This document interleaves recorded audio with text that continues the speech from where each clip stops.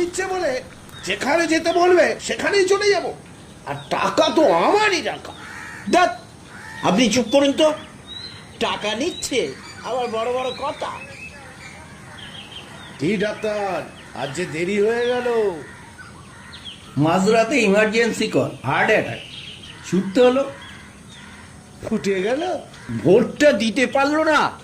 না না, he still alive, out of danger. তুমি আছো তাই রাত বিরেতে ভরসা। তেনারা হসপিটালগুলোকে যা বানিয়ে রেখেছে, একটা রোগ নিয়ে গেলে আরো দুটো রোগ নিয়ে বাড়ি ফিরতে হয়। আরে, এ পতাকা এখানে কে লাগালো? দেশের প্রতি টান নেই, যত সব বিদেশি মতাদর্শ নিয়ে মাছি তাড়াচ্ছে।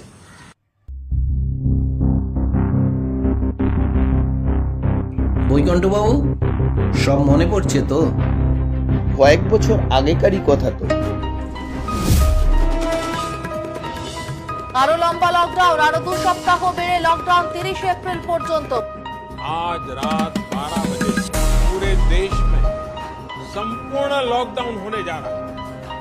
সব ভালো করে দিয়েছিলাম আমরা, আবার কোভিড লাগিয়ে পালিয়ে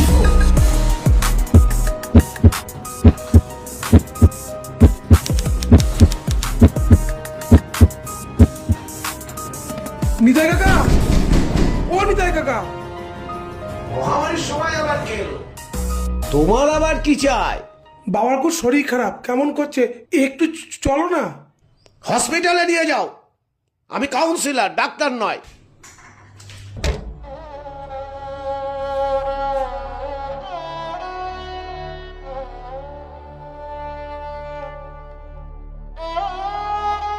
देखिए इस वक्त बड़ी खबर कोलकाता से आ रही है। कोलकाता के एनआरएस अस्पताल में 70 डॉक्टर और नर्स कोरोना এনআরএসের পর আরজিকর সংক্রমণ আটকাতে বন্ধ মেল মেডিসিন ওয়ার্ড, খালি করা হয়েছে কার্ডিওলজি বিভাগের একাংশ। হোম কোয়ারেন্টিনে 45 জন চিকিৎসক ও নার্স। বাপ্পাদা শোনো, জেঠু এখন কেমন আছে?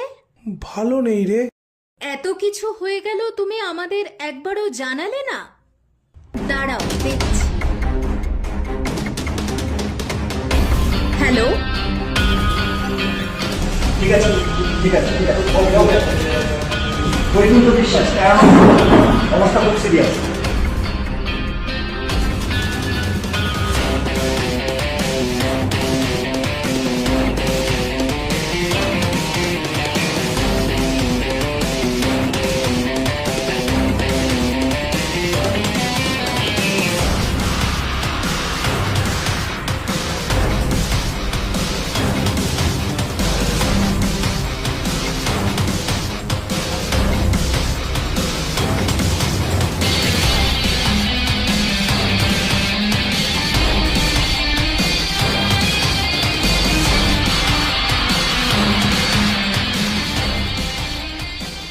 কাকু, এখন একটু ভালো লাগছে?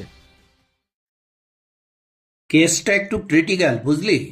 এই ওষুধগুলো ঠিক টাইমে খাওয়াবি, সবকিছু ঠিকঠাক চললে সুস্থ হয়ে যাবে।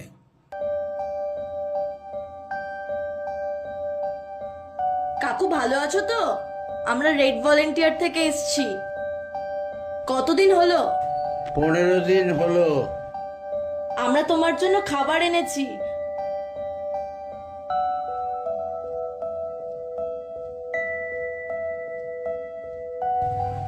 তোমরা ভালো থেকো।